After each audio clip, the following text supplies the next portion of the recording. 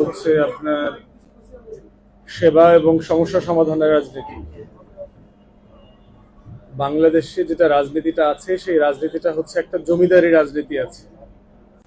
কয়েকটা বংশ, কয়েকটা পরিবার এবং কয়েকটা দলের জমিদারি স্টাইলে এখানে রাজনীতি চলছে, যেখানে বাংলাদেশের নাগরিক তার অধিকার কেন্দ্রে না। এখানে আমার দেশের 20 কোটি মানুষ এই রাজনীতির কেন্দ্রে না। এই রাজনীতির কেন্দ্রে 53 বছর ধরে ছিল হচ্ছে শুধুমাত্র ক্ষমতা এবং চেয়ার, লুটপাট, গুম, খুন, যাচ্ছে তাই আচরণ করা। সেই জায়গা থেকে আমরা বোধ করেছি যে বাংলাদেশের যদি একটা রূপান্তর করতে হয়, যে এই রাষ্ট্রটার জন্য আমরা যুদ্ধ করেছি, লড়াই করেছি এবং 2024-এও আমাদের প্রায় 2000 তরুণ সাধারণ মানুষ জীবন দিয়েছেন, তাদের সেই মুক্তির লড়াইটাকে যদি আমরা বাস্তবায়ন করতে চাই, তাহলে এই দেশের রাজনীতির গুণগত পরিবর্তন দরকার। এবং সেই রাজনীতির গুণগত পরিবর্তনের জায়গায় যেটা আমরা বলছি যে বাংলাদেশ রাষ্ট্রটাকে একটা কল্যাণ রাষ্ট্র বানাতে হবে। এই কল্যাণ রাষ্ট্র জিনিসটা কি? কল্যাণ রাষ্ট্র মানে হচ্ছে যেখানে এই রাষ্ট্রে তার নাগরিক, এদেশের 20 কোটি মানুষ এবং তার অধিকার, তার ভোগান্তি, তার কষ্ট, তার বঞ্চনা হচ্ছে এখানকার রাজনীতির মূল প্রতিপাদ্য বিষয় হবে। উদাহরণ দিচ্ছি আপনাদেরকে। ফেনীতে আপনার প্রায় 2.5 লক্ষের উপরে মানুষ বিভিন্ন দেশে থাকেন, প্রবাসী। মধ্যপ্রাচ্য থেকে বিভিন্ন দেশ, ইউরোপ আমেরিকাতে আছেন। প্রবাসীদের ভোগান্তি নিয়ে আমরা বিভিন্ন সময় পত্রিকায় দেখি। প্রতি বছর দেখবেন যে 5,000-এর উপরে লাশ আসে প্রবাস থেকে। আমরা মধ্যপ্রাচ্যে দেখেছি যে কোনো শ্রমিক ভাই বোন মারা যাওয়ার পরে বাংলাদেশ বিমান তার লাশটা পর্যন্ত ক্যারি করতে রাজি হয় না। অনেক প্রবাসী ভাই বোন আছেন যাওয়ার পরে কাজের বাস্তবতার কারণে উনি ওখানে অবৈধ হয়ে গেছেন। তিনি যেখানে কাজ করতেন সেখানে তার কয়েক মাসের বেতন বাকি পড়ে গেছে। সেই বেতনের টাকাটা কিভাবে উদ্ধার হবে? অনেক প্রবাসী ভাই বোন আছেন যারা আপনার বিভিন্ন ধরনের দুর্ঘটনায় মারা গেছেন, এবং সেই কোম্পানিগুলো থেকে তার জন্য, তার পরিবারের জন্য কিভাবে ক্ষতিপূরণ আদায় করা হবে, সেই বিষয়গুলো আমার রাষ্ট্র দেখভাল করে না। বিভিন্ন সময় দেখবেন যে প্রবাসে আমার দেশের যারা ভাই বোনরা কাজ করছেন তারা পাসপোর্টের জন্য কি পরিমাণ হয়রানির শিকার হচ্ছেন। জন্ম সনদ, এনআইডি কার্ড করা, এই প্রত্যেকটা ডকুমেন্টেশনের যে সহজলভ্যতা আমাদের অ্যাম্বাসিগুলোতে থাকার কথা ছিল, সেগুলো আমরা দেখতে পাচ্ছি না। তাহলে এই যে 2.5 লক্ষ 3 লক্ষ মানুষ ফেনী জেলার যারা বিদেশে থাকেন, প্রতি বছর কোটি কোটি টাকা, শত শত কোটি টাকা এই জেলাতে পাঠান, এবং আপনারা দেখবেন যে এই জেলার অর্থনীতির একটা মূল চালিকা শক্তি কিন্তু প্রবাসীদের উপার্জন, আয়। তাহলে সেই মানুষগুলোকে আমরা আসলে কিভাবে টেক কেয়ার করছি? তার জীবনের গল্প, তার কষ্ট, তার পরিবার কেমন আছে না আছে, সেগুলোকে আমরা কিভাবে দেখভাল করছি? প্রায় আমরা শুনছি যে প্রবাসীদের সম্পত্তি দখল হয়ে যাচ্ছে, প্রবাসীদের সম্পত্তি দখল হওয়াকে কেন্দ্র করে খুনাখুনি পর্যন্ত হয়ে যাচ্ছে, প্রবাসীদের নামে আপনার মিথ্যা মামলা দিয়ে হয়রানি করা হচ্ছে। কিন্তু সেই বিষয়গুলোকে আমরা কোনো সমাধানের জায়গা থেকে দেখতে পাচ্ছি না। তাহলে এবি পার্টির রাজনীতিটা কি? এবি পার্টির ফেনী জেলার রাজনীতি হতে হবে যে এখানকার প্রবাসী ভাই বোনদের ভোগান্তিগুলো নিয়ে রাষ্ট্রের সাথে দেন দরবার করা, এবং প্রবাসী ভাই বোনদের জীবনটাকে কিভাবে সহজ করা যায়। এবং সেই জায়গাটাতে হচ্ছে আমরা বলছি যে সেবা এবং সমস্যা সমাধানের রাজনীতি। দ্বিতীয়ত এক্সাম্পল দেই আপনাদেরকে, সেটা হচ্ছে যে ফেনী নদীর পানির হিস্সা নিয়ে দেখবেন যথেষ্ট আলাপ আছে এলাকাতে। ভারতের স্থানীয় যে ওই পারের লোকজন আছেন তারা প্রায় 90-এর দশক থেকে, 95-96 সাল থেকে পাইপ বসিয়ে ফেনী নদীর পানি টেনে নিচ্ছেন খাওয়ার জন্য, কৃষি কাজের জন্য। তারা বাংলাদেশ রাষ্ট্রের সাথে কোনো চুক্তি করাটা প্রয়োজন মনে করেন নাই। যদিও হাসিনা সরকার এসে গত কয়েক বছর আগে এটাকে একটা বৈধতার দলিল দিয়ে সবকিছু জায়েজ করে দিয়ে গেছে। তাহলে এত বছর যে আমার নদীর পানি নিয়ে গেল, এবং শুকনো মৌসুমে আমরা দেখেছি যে ফেনীর কৃষকরা পর্যন্ত নদী থেকে পানি পান না।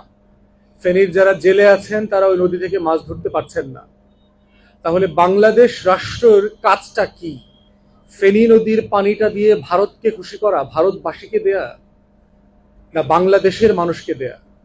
এবি পার্টির রাজনীতি হচ্ছে এই ফেনী নদীর পানির হিস্সা নিয়ে লড়াইটা করা, যে ফেনী নদীর হকদার হচ্ছে আমার দেশের মানুষ, আমার দেশের কৃষক, আমার দেশের জেলে, আমার দেশের যারা নৌকার ব্যবসা করেন, এক এলাকা থেকে আর এক এলাকায় নৌকায় করে মাল জিনিস বয়ে নিয়ে যান। এবি পার্টির ফেনী জেলার রাজনীতি হচ্ছে ফেনীর পানি নিয়ে জনগণের পক্ষে দাঁড়ানো, লড়াই করা। এটা হচ্ছে সমস্যা সমাধানের রাজনীতি, সেবার রাজনীতি। তৃতীয় এক্সাম্পল দেই আপনাদের, এখানে বিলোনিয়া সীমান্ত থেকে শুরু করে আপনার মিরেশসরাই পর্যন্ত এবং পার্বত্য চট্টগ্রামের কিছু অংশ মিলায়ে প্রায় 1200 থেকে 1500 একরের একটা এক্সক্লুসিভ ইকোনমিক জোন করেছে, যেটা হচ্ছে শেখ মুজিবের নামে, এবং এই পুরো জোনটা দিয়েছে হচ্ছে ভারতকে। আমরা বিভিন্ন সূত্রে জানতে পেরেছি যে ভারত এই এলাকাটাকে আপনার একটা গোয়েন্দা বেস তৈরি করেছে এখানে, এবং ইসকনকে কেন্দ্র করে আমরা চট্টগ্রাম বিভাগে যে ক্যাওয়াসটা দেখলাম, এই প্রত্যেকটা ক্যাওয়াসের সাথে ধারণা করা হচ্ছে এই অঞ্চলের যে ভারতের তৎপরতা আছে সেটা দায়ী। প্রশ্ন হচ্ছে, কেউ যদি বাংলাদেশে ব্যবসা করতে চায়, শিল্পাঞ্চল করতে চায়, এটা করতে আমাদের কোনো আপত্তি নাই, কিন্তু ভারতের মতো একটা আগ্রাসী শত্রু রাষ্ট্র তাকে এইরকম একটা কৌশলগত জায়গায়, আপনারা যদি ম্যাপ দেখেন, ফেনী কিন্তু বাংলাদেশের চিকেন নেক। যদি এখান থেকে আপনি ফেনী নদীর উপরে ব্রিজটা ভেঙে দিতে পারেন, তাহলে কিন্তু বাংলাদেশ থেকে চট্টগ্রাম আলাদা হয়ে যাবে।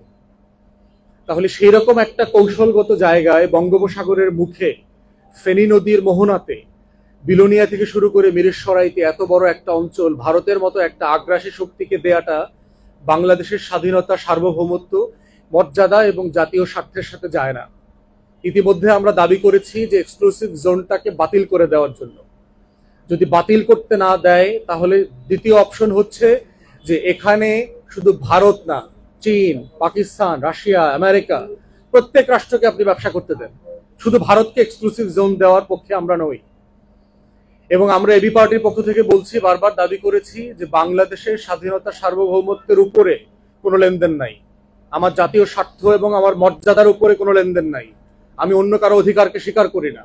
এজন্য যদি যা কিছু করতে হয়, ফেনীবাসীরা যেমন করবেন, যেভাবে ফেনীর তরুণরা রক্ত দিয়ে, বুক পেতে দিয়ে, জীবন দিয়ে যুদ্ধ করেছেন জুন, জুলাই, আগস্টে, ফেনী নদীর পানির হিস্সার জন্য, বিলোনিয়া সীমান্তকে বাংলাদেশের অংশ রাখার জন্য, মিরেশসরাই যেন বাংলাদেশ থেকে বঙ্গোপসাগরের মুখে আলাদা না হয়ে যায়, সেই লড়াইতেও ফেনীবাসী থাকবে। এবং এবি পার্টি এই লড়াইয়ের অংশীদার, আপনাদের সাথে থাকবে, ঢাকাতে বসে এবং সারা বাংলাদেশ থেকে ফেনীবাসীর সাথে এই সার্বভৌমত্বের লড়াইতে আমরা অংশীজন। আমরা বাংলাদেশ সরকারকে আহ্বান করছি যে ইতিমধ্যে আপনারা এই ইমিডিয়েটলি এই চুক্তিটাকে রিভিউ করেন, কি হচ্ছে এখানে। প্রয়োজনে ফেনীবাসীর একটা আবদার আছে যে বাংলাদেশের একটা ক্যান্টনমেন্ট, একটা সশস্ত্র বাহিনী অথবা নেভাল বেস এই বেলোনিয়াতে করবার জন্য। তাহলে, এবং আপনারা জানেন যে এই ফেনী সীমান্তের কারণে এখানে আমাদেরকে ট্রেন লাইন করতে দিচ্ছে না, ব্রিজ কালভার্ট করতে দিচ্ছে না, পাকা রাস্তা করতে দিচ্ছে না। কেমন অদ্ভুত আবদার! আমার দেশের ভিতরে, আমার মাটিতে আমি রাস্তা করব, ব্রিজ করব, ট্রেন করব, এটা ভারতের আপত্তিতে আমার 2 পয়সারও তো কিছু যায় আসে না। বাংলাদেশ রাষ্ট্রের স্বার্থ, ফেনী জেলাবাসীর স্বার্থটা হচ্ছে এখানে প্রাইম। তাই আমরা অন্তর্বর্তীকালীন সরকারকে আহ্বান করছি, যে সকল উন্নয়নের কর্মকাণ্ড, কার্যক্রম গত 53 বছর থেকে বন্ধ হয়ে আছে, যেগুলো ফেনীবাসীর প্রাণের দাবি ছিল, এগুলোকে আপনারা ইমিডিয়েটলি শুরু করেন। ঢাকা থেকে ফেনীকে ট্রেন লাইনে কানেক্ট করেন। ঢাকা থেকে যে সকল ডেভেলপমেন্ট কাজ দরকার, বড় রাস্তা দরকার, সীমান্ত ঘিরে যে ডেভেলপমেন্ট গুলো দরকার, সীমান্তের পাশের যে গ্রামগুলো আছে, মহল্লাগুলো আছে, এখানে কোনো উন্নয়নের ছোঁয়া লাগছে না। এবং ছোঁয়া না লাগবার কারণে যেটা হচ্ছে, স্থানীয় তরুণরা অবৈধ ব্যবসার সাথে জড়িয়ে যাচ্ছে। ফেন্সিডিল, ইয়াবার ব্যবসা, ভারত থেকে অবৈধ পথে জিনিসপত্র এনে বাংলাদেশে বিক্রি করবার ব্যবসা, এগুলোতে জড়িয়ে যাচ্ছে। তাহলে বাংলাদেশের তরুণদেরকে সুস্থভাবে কর্মসংস্থান এবং উদ্যোক্তা বানানোর যে উদ্যোগ, সেইটা আমরা অন্তর্বর্তীকালীন সরকারকে আহ্বান করছি, সেটা আপনারা ইমিডিয়েটলি করবেন। সর্বশেষ বলছি যে ফেনী শহরটা কিন্তু বেশ এলোমেলো শহর। রিক্সা, অটো, ডেভেলপমেন্ট ওয়ার্ক, সুয়ারেজের লাইন, পাইপ, বৃষ্টির দিনে আপনার ময়লার পানি, বৃষ্টির পানি সব একাকার হয়ে যাচ্ছে। অতএব এই যে অপরিকল্পিত উন্নয়নের কারণে ফেনী জেলা যে একটা বসবাসের অযোগ্য শহরে পরিণত হচ্ছে, ইটের ভাটার কারণে ফেনীর বায়ু দূষিত হচ্ছে, মানুষ অসুস্থ হয়ে যাচ্ছে, আহত হচ্ছে, শিশুরা আহত হচ্ছে। এই জায়গা থেকে ফেনীতে একটা পরিকল্পিত উন্নয়নের মাস্টার প্ল্যান করা দরকার, এবং এটা আমরা এবি পার্টির পক্ষ থেকে অন্তর্বর্তীকালীন সরকারের কাছে আহ্বান করছি। আপনারা জানেন বাংলাদেশের বিভিন্ন জেলাতে এবং মহানগরীতে ডেভেলপমেন্ট অথরিটি আছে। সেক্ষেত্রে ফেনীরও একটা ডেভেলপমেন্ট অথরিটি করা যেতে পারে, যাদের মাধ্যমে এখানকার যে নাগরিক সমাজ আছেন, এখানকার যারা বুদ্ধিজীবী আছেন, রাজনৈতিক দল আছেন, তাদের সাথে পরামর্শ করে এই উন্নয়নের একটা মাস্টার প্ল্যান করা দরকার, যেন ফেনী জেলা এখানকার মানুষের জন্য আবাসের জন্য উপযুক্ত হয়। এই বাস্তবতাই, এই উদাহরণগুলো আমরা এই কারণে দিয়েছি যে ফেনীর যে ইতিহাসের লড়াই আছে, যেগুলো মঞ্জু ভাই বলেছেন, আরো একজন ব্রিটিশ বিরোধী আন্দোলনের একজন মহান নেতা আছে শমশের গাজী। বাংলাদেশের বই পুস্তক থেকে, পাঠ্যপুস্তক থেকে সেই শমশের গাজীকে হারায় দেওয়া হয়েছে। বাংলাদেশ রাষ্ট্রের শত্রু বিজেপির পূর্বসূরি রাজনীতি যারা করেছেন, সেই অনুশীলন, যুগান্তর, সূর্য সেন, প্রীতিলতা ওয়াদ্দেদার আর ক্ষুদিরামকে আমাদের নায়ক বানানো হচ্ছে। কিন্তু আমার পাঠ্যপুস্তক থেকে, আমার জেলা থেকে, আমার স্মৃতি থেকে, ফেনীবাসীর মেমোরি থেকে শমশের গাজীর মতো ব্রিটিশ বিরোধী আন্দোলনের পুরোধা ব্যক্তিদেরকে হারিয়ে দেওয়া হয়েছে। তাই আমরা দাবি করছি, ফেনীবাসীর এই যে প্রাণের মানুষ, যে ব্রিটিশ বিরোধী আন্দোলনের নেতা, ওনাকে স্মরণে রাখবার জন্য ফেনীর স্কুলে কলেজে, ফেনীর পাড়ায় মহল্লায় শমশের গাজীকে নিয়ে কর্মশালা হওয়া দরকার, পাঠ্যপুস্তকের অংশ করা দরকার, প্রত্যেকটা ইভেন্টে শমশের গাজীকে নিয়ে প্রতিবেদন হওয়া দরকার। এবং ফেনীর যারা গণমাধ্যম কর্মী আছেন, আপনাদেরও এখানে দায়িত্ব আছে শমশের গাজীর মতো বীর পুরুষদেরকে ফেনীবাসীর পক্ষ থেকে তুলে ধরা, যারা ব্রিটিশ বিরোধী আন্দোলনে আমাদের পূর্বপুরুষের লড়াকু সৈনিক ছিলেন। এইগুলো হচ্ছে আমার রাজনীতি, এবি পার্টির রাজনীতি, যে একটা জেলাকে কিভাবে বাংলাদেশের একটা উন্নত মডেল ডিস্ট্রিক্টে পরিণত করা যায়। সেই রাজনীতিটাকে আমরা বলছি কল্যাণ রাষ্ট্র গড়বার রাজনীতি। সেই রাজনীতিটাকে আমরা বলছি সেবা এবং সমস্যা সমাধানের রাজনীতি। এটাই হচ্ছে এবি পার্টির রাজনীতি। এতটুকু বলে আমার ব্রিফিং শেষ করছি। আপনাদেরকে ধন্যবাদ। যদি আপনাদের কারো প্রশ্ন থাকে, আমরা প্রশ্নের জবাব দেবো ইনশাআল্লাহ।